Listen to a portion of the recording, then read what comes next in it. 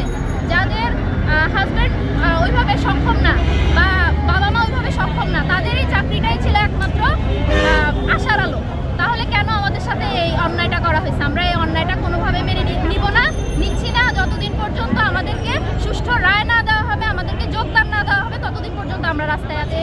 প্রাথমিক শিক্ষক তৃতীয় ধাপের আমরা 6531 জন সুপারিশপ্রাপ্ত হয়েছিলাম।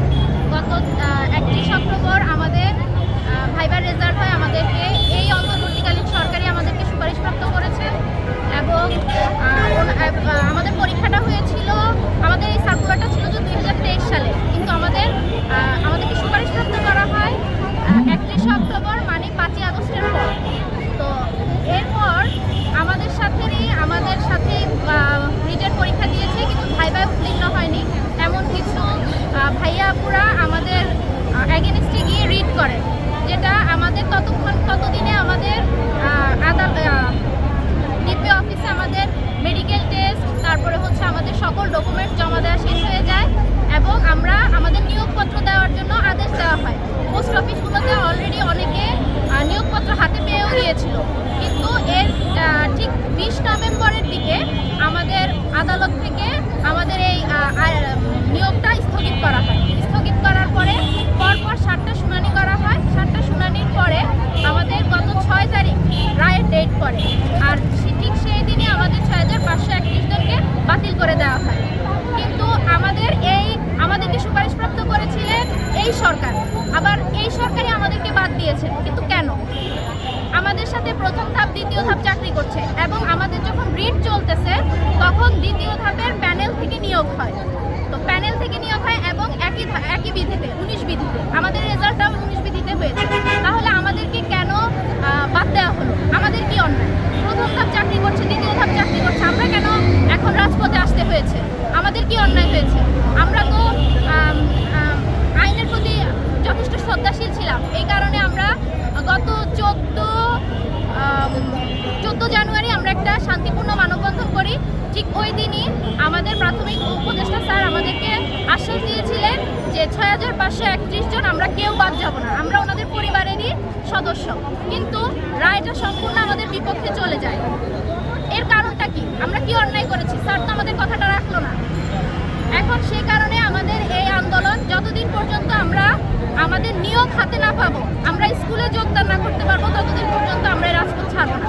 আমরা প্রেস ক্লাবে থাকবো, আমরা রাজপথে থাকবো, আমরা আমাদের দাবি আদায় করে তারপরে আমরা এই রাজপথ ছাড়বো। এটাই আমাদের দাবি, এটাই আমাদের চাওয়া। যত দ্রুত সম্ভব আমাদের এই 6531 জনকে নিয়োগ দিতে হবে, এটাই আমাদের চাওয়া। এছাড়া আমাদের এখন আর কোনো চাওয়া নেই। আপনারা অবশ্যই এটা বোঝা উচিত যে আমরা নারীরা, এখন আমরা যারা এখানে চাকরি সুপারিশপ্রাপ্ত হয়েছে, এখানে অনেক আপু আছেন অলরেডি মাস্টার শেষ, বেশিরভাগ আপুই। মোটামুটি একটা মেয়ের মাস্টার শেষ হওয়া মানে সে একদম 30-এর কোঠায় এসে দাঁড়ানো।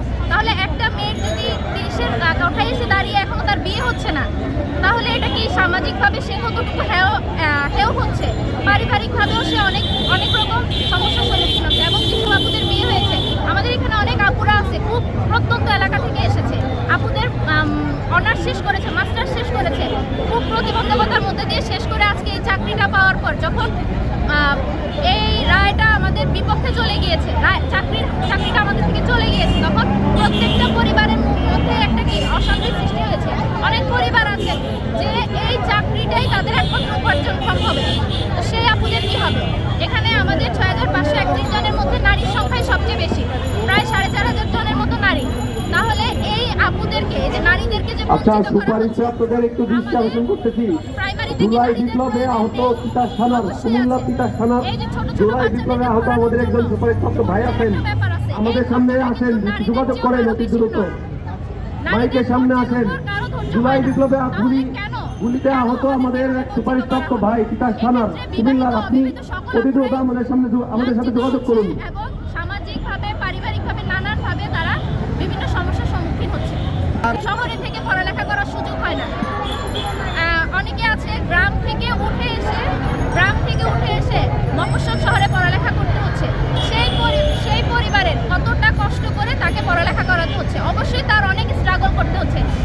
আমাদের আশেপাশে গ্রামে এমন অনেক পরিবার আছে যে এসএসসি কমপ্লিট করার পর বা এইচএসসি কমপ্লিট করার পর আর মেয়ের পড়ালেখার প্রয়োজন আছে বলে মনে করে না, কিন্তু সেই ক্ষেত্রে একটা মেয়ে অনার্স কমপ্লিট করে মাস্টার্স কমপ্লিট করে একটা সরকারি চাকরিতে আসা, এটা তার জন্য খুবই কঠিন একটা ব্যাপার।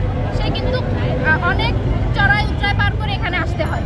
এটা আশা করি আমাদের অধিদপ্তর, আমাদের মাননীয় উপদেষ্টা মহোদয় বুঝবে, আমাদের নারীদের এই কষ্টটা বুঝবে। আমি নিজেও একজন বেসরকারি চাকরিতে অবস্থানরত অবস্থায় ছিলাম। আমার এই সুপারিশপ্রাপ্ত হওয়ার পর আমি চাকরিটা ছেড়ে দিয়েছি। এখন আমি সম্পূর্ণ আমার ফ্যামিলির উপর ডিপেন্ডেন্ট। তাহলে এই আমার ফ্যামিলিতে উপার্জনক্ষম বলতে আমিই ছিলাম। আমার বাবা নেই, আমার ভাই আছে ছোট, সে আমার। তাহলে এই যে আমার ফ্যামিলির একটা দায়ভার আমার উপরে ছিল, এখন সেটাও আমি আমার জন্য খুব সমস্যার মধ্যে পড়ে গিয়েছে।